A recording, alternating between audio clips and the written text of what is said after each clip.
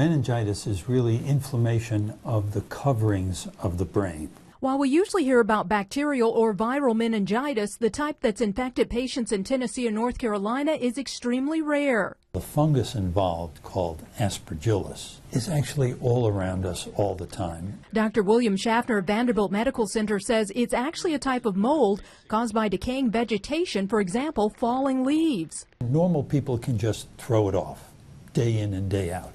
However, every once in a while, it can get into a patient who's already very, very sick.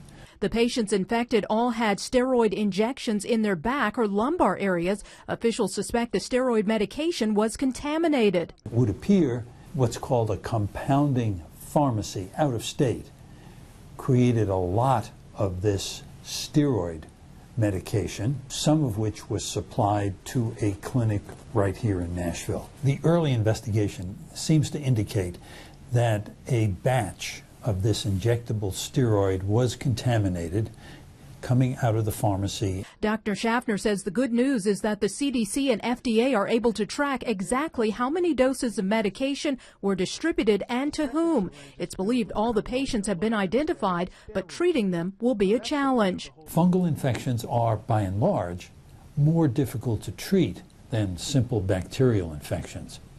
They're less common. We have fewer antifungal agents to use to treat them. They often occur in very ill patients, so that makes it harder to treat.